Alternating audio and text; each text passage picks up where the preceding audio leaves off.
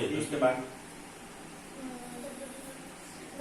C1 हाँ, क्योंकि उसका कार्बन ऑक्सीजन क्या है, बात टेक्निक आ गई ना, समझ में आ गया ना। उसके पास ज्यादा है तो खींचने वाली पावर भी क्या होगी, ज्यादा होगी। मैं एक एग्जांपल दे रहा हूँ, ये कोई खास मैटर नहीं करते, जिपमर वगैरह के लिए फायदा होता है। अब VVIMP बहुत बहुत इंपॉर्टेंट, इसको एक्सप्लेनेशन में भी ज्यादा देना होगा। देखो ध्यान से, NHH plus B N plus CH3 CH3 CH3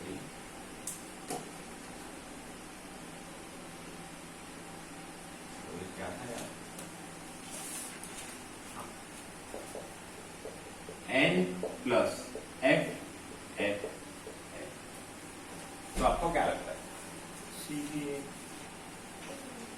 विथड्रॉविंग effect सबसे ज्यादा C, ऐसा आपने आंसर बताया वाला है। उसके बाद A देखो यहाँ पे आप जो सोच रहे हो वो राइट है। क्यों? क्योंकि हमें क्या लगता है, एक्सपेक्टेड क्या है, एक्सपेक्टेशन क्या है पता है, यहाँ जो CH3 है able to show able to show plus I effect. अगर हमें लगता है कि ये प्लस आई है तो ये तीनों मिलके विथड्रॉ नहीं करेंगे, हमें क्या लगता है ये दे रहे, तो इसकी देने की कैपेसिटी क्या हो रही है, इंक्रीज हो रही है, ऐसा हमारा एक्सपेक्टेशन है। हाँ या ना, हाँ या ना। पर एक्चुअली ऐसा नहीं होता है। क्यों नहीं होता है, थोड़ा ध्यान से देखना है, अच्छी तरह से समझना है। Able to show plus I, but actually we found different concept, हमें कुछ नया मिलता है। कैसे मैं समझाता हूं, देखो ध्यान से। कसं असतं मित्रांनो, आता इथे थोडंसं 2-3 गोष्टी वेगळ्या शिकायच्या. पहिल्यांदा शिकायचं एस कॅरेक्टर. एस कॅरेक्टर म्हणजे काय, तर आता बघा आम्हाला 100 रुपये वाटायचे आणि माझ्याकडे माणसं आहेत, एक आहे SP3, एक आहे SP2 आणि एक आहे SP। मला किती रुपये त्यांच्यामध्ये वाटायचे, 100 रुपये, बरोबर आहे। तर इथे एकूण किती लोक आहेत,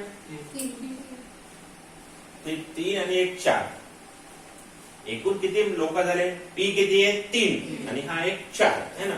तर यशच्या वाट्याला किती येतील, 25%। 4 लोकांमध्ये 100% वाटायलो, इकडे यशच्या वाट्याला किती येईल, 33.33, आहे ना। और इथे एसच्या वाट्याला किती येईल, 50%। तर मला सांगा, पर्सेंटेज ऑफ एस कॅरेक्टर नावाचा जो कॉन्सेप्ट आहे तो मी तुम्हाला शिकवला। एस कॅरेक्टर मध्ये s close to nucleus, s कुणाच्या जवळ असतं, न्यूक्लियस जवळ असतं। Therefore electron withdrawing, therefore show tendency like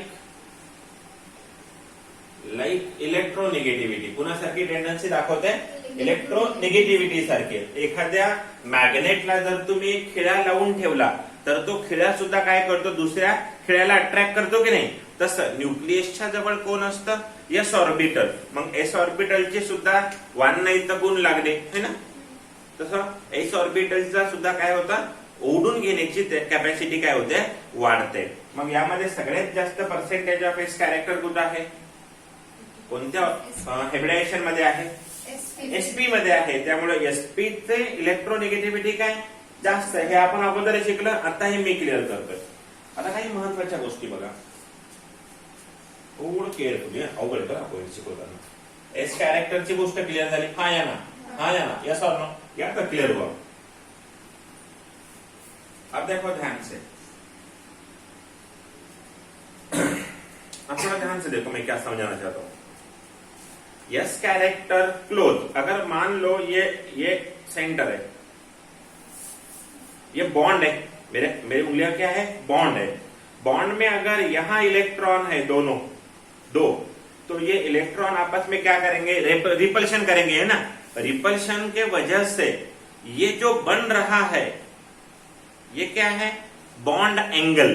इसको बोलते हैं दो बॉन्ड का एंगल।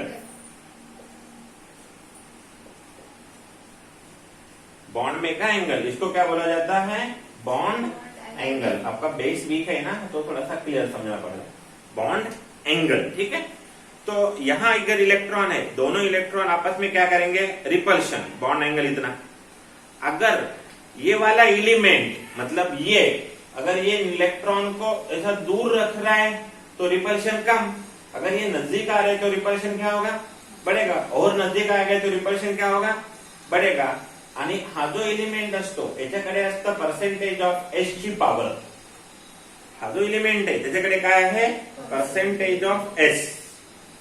मग ते जर कमी असेल, पर्सेंटेज ऑफ एस जर कमी असेल तर यानं ओढेल का इलेक्ट्रॉन? कारण पर्सेंटेज ऑफ एस म्हणजेच काय? ओढणे। इलेक्ट्रॉन काय करणे? ओढणे। बॉन्ड मधले इलेक्ट्रॉन स्वतःकडे ओढणे म्हणजेच पर्सेंटेज ऑफ एस कॅरेक्टर, म्हणजेच इलेक्ट्रोनिगेटिव्हिटी।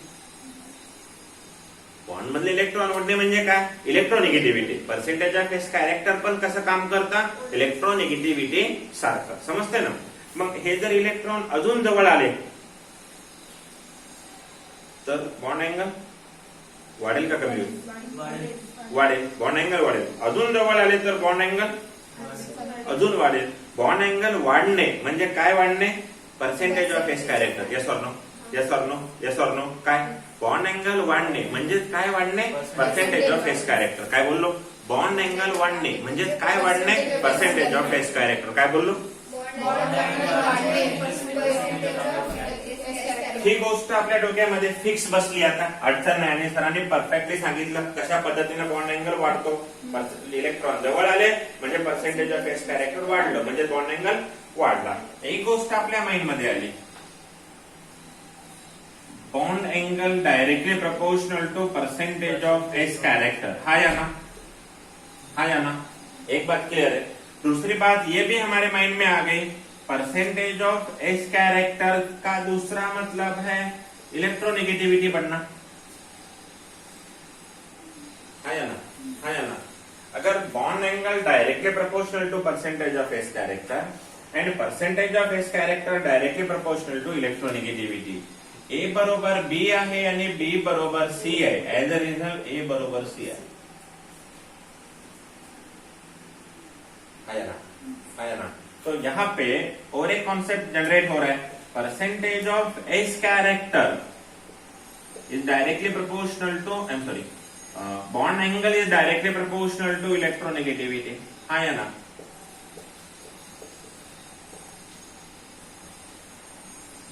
हाँ या ना? हाँ या ना? एक बात समझ में आ गई? अभी ध्यान से देखो, अब एक्चुअल क्या होता है इसके पास। यहाँ क्या होता है बच्चों, इनकी साइज ज्यादा होती है, ये बड़े होते हैं। अगर बस है, बस माहिती ना, बस मध्ये जर समजा एक 30-40 किलोचा माणूस मध्ये गेला तर तो असा सहज जाऊ शकतो। पण माझ्यासारखा माणूस गेला आणि पलीकडे तसाच असेल तर there is the greater repulsion, bulky group. It is called the bulky group. ठीक आहे, बल्की ग्रुप तुम्हाला जर बघायचे असतील ना, सकाळ सकाळी 6 वाजता जायचं रोडनं, बल्की ग्रुप फिरतं रोडनं जायचं नसतं, पोटाला मारायचं, जास्त मागे लागत नाहीत, काही नाही, कोणच होत नाही त्यांना कोणच होत नाही, नाहीतर जाऊन बघायचं, असं जायचं बल्की ग्रुप। ते म्हणजे काय करायचं, ते वेस्ट थांब बसवायचं, बल्की ग्रुप। ठीक है, तो बल्की ग्रुप अगर ज्यादा हो गए तो रिपल्शन क्या होगा? ज्यादा होगा। बात को समझ रहे? बल्कि ग्रुप ज्यादा है तो रिपल्शन ज्यादा है, बल्कि ग्रुप ज्यादा है तो रिपल्शन ज्यादा है। असं करा, बल्कि ग्रुप ज्यादा है तो रिपल्शन ज्यादा है, टाळ्या नाही वाजवायच्या। ठीक है, बल्कि ग्रुप ज्यादा है तो रिपल्शन ज्यादा है। तो ये बल्कि ग्रुप है तो ये इधर जाएगा, ये इधर आएगा, ये इधर, तो मोर रिपल्शन ड्यू टू बल्कि ग्रुप। हाँ या ना? मोर रिपल्शन ड्यू टू बल्कि ग्रुप। अगर रिपल्शन होता है तो बॉन्ड एंगल क्या होता है? बढ़ता है। बॉन्ड एंगल क्या होता है? बॉन्ड एंगल बढ़ता है तो क्या बढ़ता है? इलेक्ट्रोनिगेटिविटी कम कैसे होगी? बढ़ेगी। Even though they show the plus side effect, but their repulsion overcome on the plus side effect. तो समजेल. आज हा क्वेश्चन मला नॉमिनल वाटतो. जसं जसं तुमचं केमिस्ट्रीचं नॉलेज वाढेल तसं तसं याची डेप्थ वाढत राहते.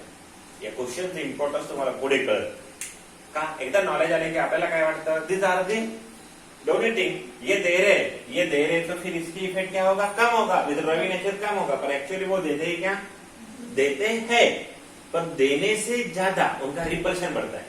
रिपल्शन बढ़ने से बॉन्ड एंगल बढ़ता है. बॉन्ड एंगल बढ़ने से इलेक्ट्रोनेगेटिविटी बढ़ती है. बात को समझे.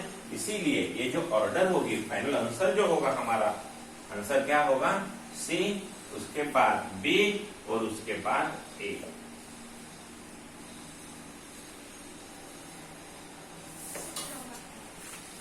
And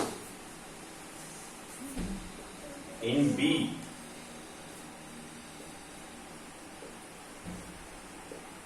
repulsion increases, bond angle increases, electronegativity increases. समझे बच्चों, आराम से, कोई दिक्कत नहीं है.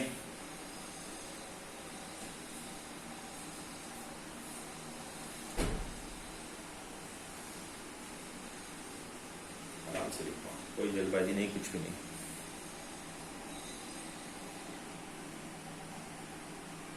नहीं है, बात को समझ रहे हो, बिंदास करो. देखो ना, यहाँ टोटल लोग कितने, 5, यहाँ कितने, 4.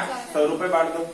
इसके हिस्से में कितना आ रहा है, इसके हिस्से में कम आ रहा है रिलेटिव. तो नीचे वाले ज्यादा, ऊपर वाला कम. बस इतना ही होता है, कुछ नहीं होता. बस काय माहितीये का, ऍक्च्युअली काय केलं जातं, केमिस्ट्री शिकवणं वेगळं आणि ज्याला उमजलेली केमिस्ट्री आहे ना, ते आम्ही सिंपल फॉर्म मध्ये सांगू शकतो. पाठ करून येऊन जर कोणी शिकवत असेल, वाचून येऊन शिकवत असेल ना, तर ते नसतं टीचिंग. एक्स्ट्रॅक्ट काढलेले बरोबर. म्हणजे ते आपल्याकडे तांदूळ घ्यायची वगैरे भाजी करतात, किंवा मेथीची भाजी धरा, आणली तेव्हा एवढी असते मेथीची भाजी, गेली तेव्हा एवढी. तसं आमचं असतं. आम्ही टीचर लोक एवढं सारं वाचतो आणि तुम्हाला सहज देतो. एक्स्ट्रॅक्ट म्हणतात त्याला. ठीक है, इन वन वर्ड आपको एक्स्ट्रैक्ट समझते हैं तो उसको जूस बोलते हैं. ठीक है, हम डायरेक्ट जितना भी फ्रूट है वो सारा विटामिन, मिनरल्स और क्या होते हैं, वायरसेस, बैक्टीरिया और क्या होता है, वो सारा हम आपको डायरेक्ट खिला रहे हैं. बस सिर्फ आपकी कैपेसिटी होनी चाहिए, इन शॉर्ट भूख होनी चाहिए पढ़ने की. नेक्स्ट, अभी ध्यान से देखो, आपको एक होमवर्क दे रहा हूं. मैं भी यहाँ पे दे सकता हूं, पर मैं नहीं देने वाला, जगह भी छोड़नी है. आपका होमवर्क है, आपको सर्च करना है -I इफेक्ट की ऑर्डर. मैं व्हाट्सएप के ऊपर डाल दूंगा इफेक्ट के ऑर्डर. सब जितने भी बुक्स रेफर करो, कुछ भी रेफर करो, पर -I की ऑर्डर ला लो, कहीं से भी ला लो. ठीक है, नहीं तो व्हाट्सएप के ऊपर मैं डाल दूंगा. और नहीं तो बनाओ. मैंने जो आपको पढ़ाया ना पे, वहां पे ऑलरेडी दे वाली है मैंने, कैसी होती है क्या है. सबसे ज्यादा होता है N+F3, सबसे ज्यादा होता है N+F3, और सबसे कम होता है हाइड्रोजन, जिसमें होता ही नहीं, जिसमें होता ही नहीं. ठीक है, अब बात करनी है next article, application of inductive effect. Concept को पढ़ लिया हमने. अब application of inductive effect. Bore नहीं हो रहा ना, बोर होने वाली बात ही नहीं ना, सीखना है. ठीक है, समझ में आ रही है एक एक स्टेप. ठीक है, एप्लीकेशन ऑफ इंडक्टिव इफेक्ट. इसमें सबसे फर्स्ट एप्लीकेशन है stability of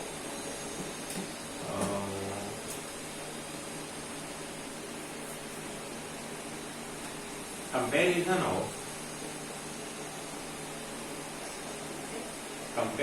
of acidic soil.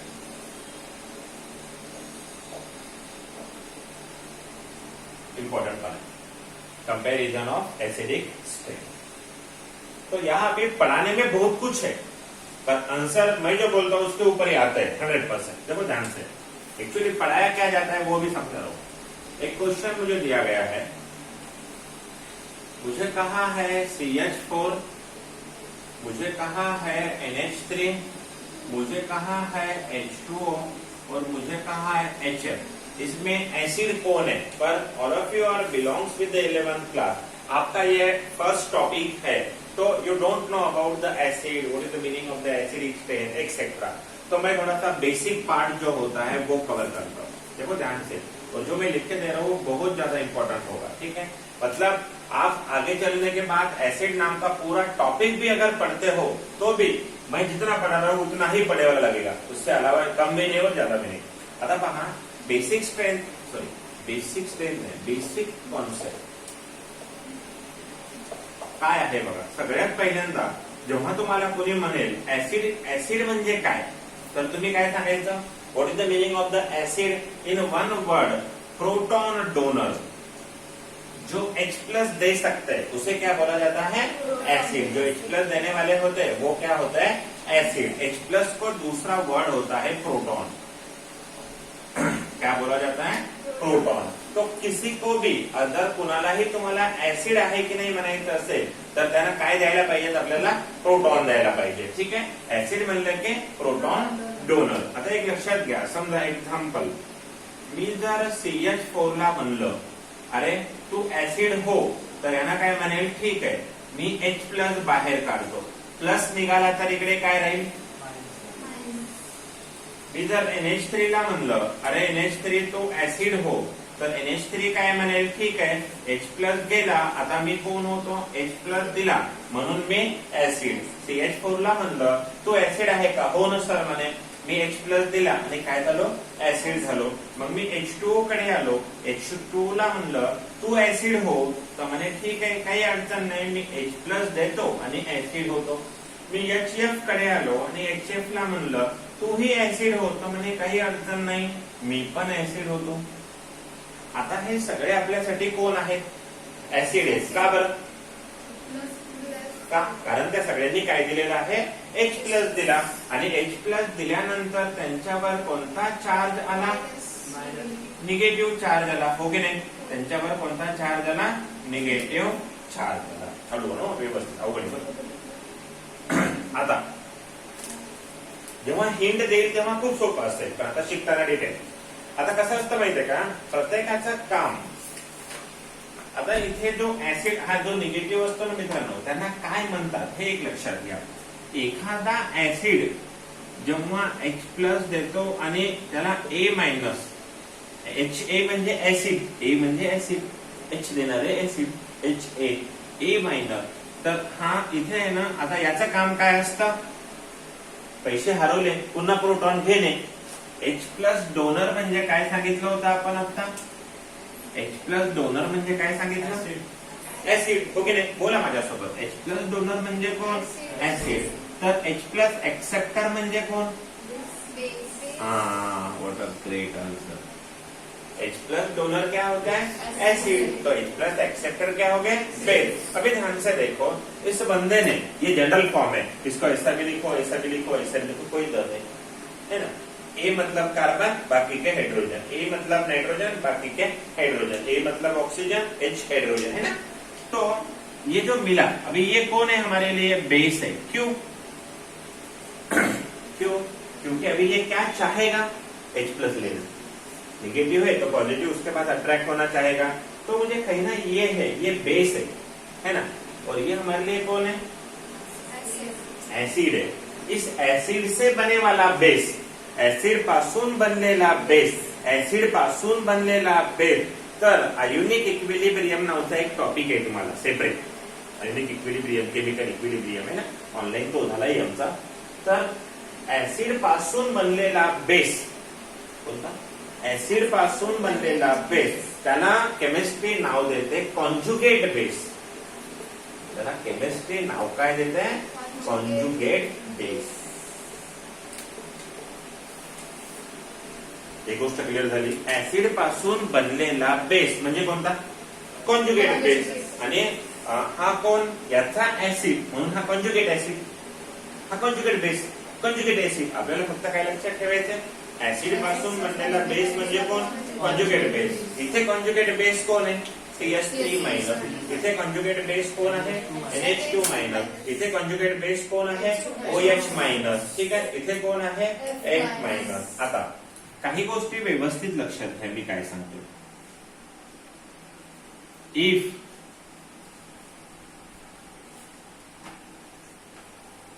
अजून एक टर्म तुम्हाला शिकवतो मी, थोडीशी महत्वाची, बेस म्हणजे काय असतं। आपण जसं सांगितलं की प्रोटॉन ऍक्सेप्टर म्हणजे कोण? बेस. तशीच अजून एक गोष्ट आहे मित्रांनो, प्रोटॉनला ऍक्सेप्ट करायचं असेल तर काय द्यावं लागेल? प्रोटॉन म्हणजे प्लस, प्लसला ऍक्सेप्ट करायचं असेल तर काय द्यावं लागेल? मायनस. प्लसला ऍक्सेप्ट करायचं असेल तर काय द्यावं लागेल? माइनस. प्लस को लेना है तो माइनस दो, कपडे लेना है तो पैसे दो. कपडे घेऊन त्याला माती देता येते का? जो व्यवहार ठरलेला है प्लस के लिए माइनस, प्लस के लिए माइनस. तो प्रोटॉन लेना है तो क्या देना पड़ेगा? माइनस, है ना. तो बेस का मतलब होता है निगेटिव डोनर.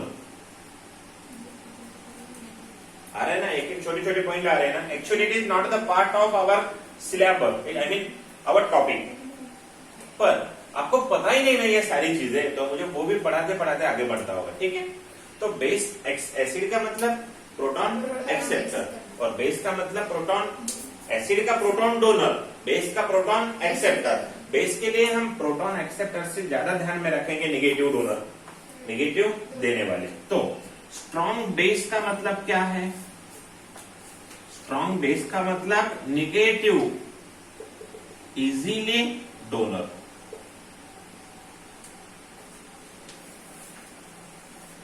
आया ना? आया. नेगेटिव इजीली देने वाले क्या होता है? स्ट्रॉन्ग बेस होते हैं. दे रहे अच्छे बेस है. अगर आपको कोई पैसे उधार दे रहा है तो वो इंसान आपके लिए क्या होगा? भगवान होगा, देवता होगा, देव मानुष होगा. अगर वो आपको पैसे मांग रहा है तो बहुत बुरा होगा.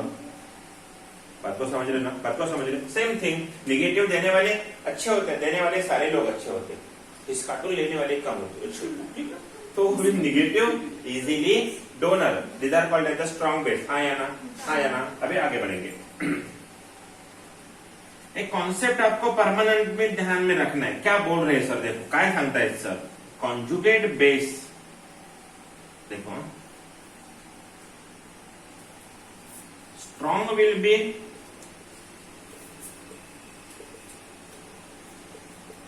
Conjugate base. जर कॉन्जुगेट बेस अगर स्ट्रॉन्ग है so it's acid will be weak. तो उसका एसिड क्या माना जाता है?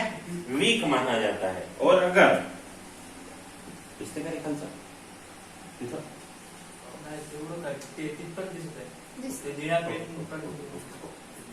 और अगर देखो कॉन्जुगेट बेस अगर स्ट्रॉन्ग है तो उसका एसिड क्या होगा? वीक. और अगर कॉन्जुगेट बेस वीक है तो उसका एसिड क्या होगा?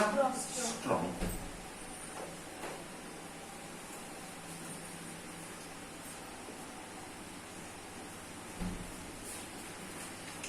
कॉन्जुगेट बेस अगर स्ट्रॉन्ग है तो उसका एसिड क्या होगा? वीक. और कॉन्जुगेट बेस अगर वीक है तो उसका एसिड क्या होगा? स्ट्रॉन्ग. लिखते रहो, कंटिन्यू लिखते रहो. मुझे जगह चाहिए, इसी वजह कैंसिल नहीं करना है, वो कैंसिल करना है. आराम से करो. और एंडिंग में मैं टेक्निक बताऊंगा. आंसर तो आ जाएंगे पर पढ़ना भी पूरा है. ऐसा नहीं कि सिर्फ एग्जाम के लिए काम करना है. हम एग्जाम ओरिएंटेड तो पढ़ ही रहे पर नॉलेज ओरिएंटेड भी काम करना है.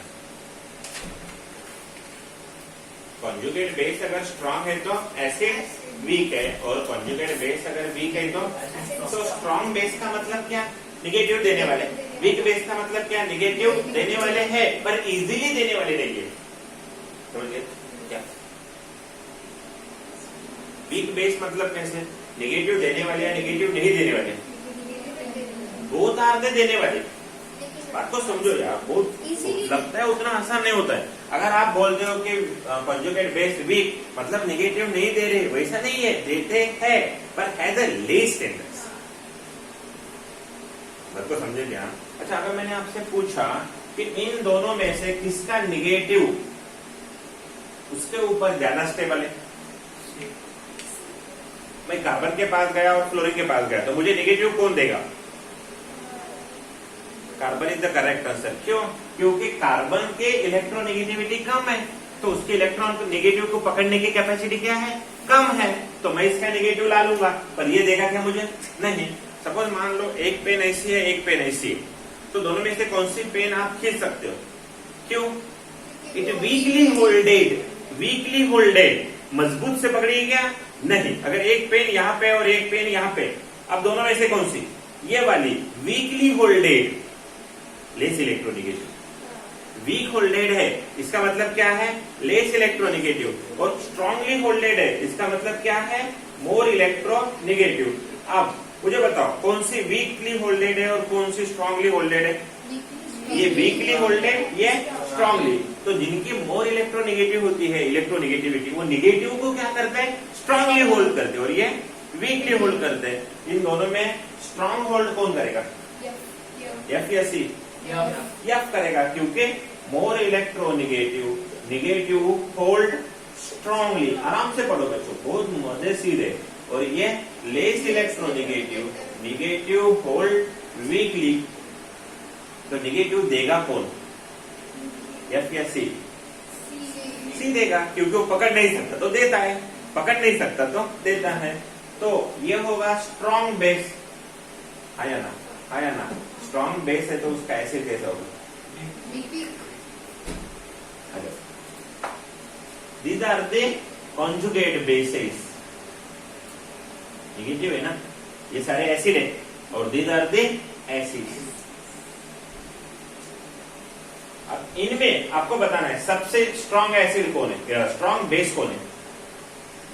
कार्बन के ऊपर नेगेटिव, नाइट्रोजन के ऊपर नेगेटिव, ऑक्सीजन के ऊपर नेगेटिव, क्लोरीन के ऊपर। स्ट्रॉन्ग बेस मतलब निगेटिव देने वाला, स्ट्रॉन्ग बेस मतलब निगेटिव देने वाला। बात करो, स्ट्रॉन्ग बेस मतलब निगेटिव देने वाला, स्ट्रॉन्ग बेस मतलब निगेटिव देने वाला। और उसके इलेक्ट्रोनेगेटिविटी क्या चाहिए? लेस चाहिए। उसकी इलेक्ट्रोनेगेटिविटी क्या चाहिए? लेस चाहिए। तो सबसे लेस इलेक्ट्रोनेगेटिव कौन है? कार्बन। तो ये वीक कॉन्जुगेट बेस या strong conjugate base? Strong is the correct answer, क्योंकि दे रहा है। कंफ्यूज मत हो, कंफ्यूज मत हो, कंफ्यूजिंग है पर कंफ्यूज मत हो। निगेटिव दे रहा है तो ये हो गया स्ट्रॉन्ग कॉन्जुगेट बेस। तो इसका एसिड कैसे हुआ? Weak acid. निगेटिव देतो म्हणून strong conjugate base, strong base, negative easily donor. तो ये इजिली दे रहा है क्योंकि इसकी इलेक्ट्रोनेगेटिविटी कम है, और फ्लोरीन इजिली दे रहा है क्या? नहीं। तो ये क्या हो गया? Weak conjugate base. तो इसका एसिड स्ट्रॉन्ग एसिड। समझे बात को? समझे बात को? बात को समझे? तो अभी ध्यान से देखो, आराम से, कोई जल्दबाजी नहीं है। अवघड असतं, सोपं नसतं ते, फक्त सगळं शिकवावं लागेल ना। आता रिपीटर वाल्यांना काय करतो माहितीये का मी? 2 मिनिटातच आर्टिकल सांगतो ते, कारण त्यांना ह्या गोष्टी माहीत झालेल्या असतात, तुम्हाला माहित नसतं ना, मग सगळं सांगावं लागतं। आता बघा, तो आंसर क्या होगा? आंसर ये है, देखो कॉन्जुगेट बेस ऑर्डर क्या है, पहले वो देखते हैं। कॉन्जुगेट बेस वाली ऑर्डर, सबसे पहले किसका बेस मिलेगा? नेगेटिव। फिर कौन मिलेगा? NH2 minus. फिर कौन मिलेगा? OH minus. और सबसे वीक बेस कौन है? F minus. कॉन्जुगेट बेस की ऑर्डर बनी, strength of conjugate base. Strong कौन है? CH3 है ना। अब एसिड की ऑर्डर, एसिड स्ट्रेंथ ऑर्डर लिखेंगे, एसिड स्ट्रेंथ ऑर्डर। अब मुझे बताओ, एसिड स्ट्रेंथ ऑर्डर मतलब क्या है? इसमें प्रोटॉन ऐड करना पड़ेगा तभी तो एसिड बनेंगे ना। तो CH4 क्या होगा? वीक या स्ट्रॉन्ग? वीक, क्योंकि उसका बेस क्या है? स्ट्रॉन्ग। तो ये क्या होगा? वीक। ये वाला उससे, ये वाला, और सबसे स्ट्रॉन्ग कौन होगा? HF। क्यों? क्योंकि ये वीक कॉन्जुगेट बेस, तो स्ट्रॉन्ग एसिड, और ये स्ट्रॉन्ग कॉन्जुगेट बेस, तो वीक एसिड। ये हो गई पूरी डिटेल स्टडी। अब देखो गिर सर क्या समझा है, तो मैं आपको एक टेक्निक बता रहा हूं। इफ एसिड्स बिलोंग्स टू, देखो दो चीजें हैं बस फाइनल, एक है पीरियड और दूसरा होता है ग्रुप। आपको पता है ना पीरियड और ग्रुप, है ना। तो अगर if acid belongs to period then strength directly proportional to electronegativity, and यहाँ पे जो स्ट्रेंथ है वो डायरेक्टली प्रोपोर्शनल टू साइज। ये चीज नहीं बोलना, ये रिपीटर को बोलता हूं मैं, 1 मिनट में आर्टिकल खत्म। आपको समझाऊंगा, इसके एप्लीकेशन भी लेंगे हम। आराम से काम करो, डरो मत, पर हर चीज को परफेक्टली क्लियर करो।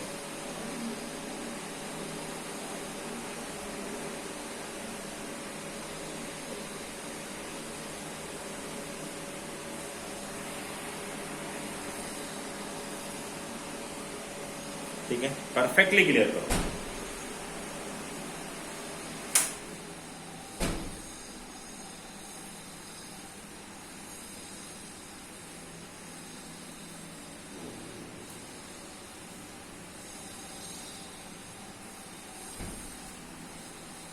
तो आपको अभी कॉन्जुगेट बेस वगैरह इन चीजों को ज्यादा फोकस नहीं करना है, गिरी सर ने सिखाया है ना, अभी बस आंसर्स आने चाहिए।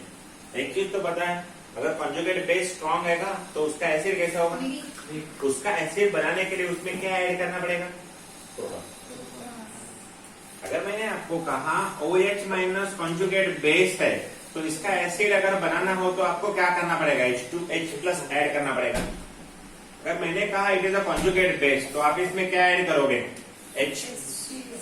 और मैंने अगर आपको कहा कि अरे मुझे काम करो इसका कॉन्जुगेट बेस बनाओ, तो H को निकाल फेंको I माइनस। तो कॉन्जुगेट एसिड बेस में कितने प्रोटॉन का डिफरेंस होता है, एक। कितने प्रोटॉन का डिफरेंस होता है, एक। प्रोटॉन मतलब हाइड्रोजन,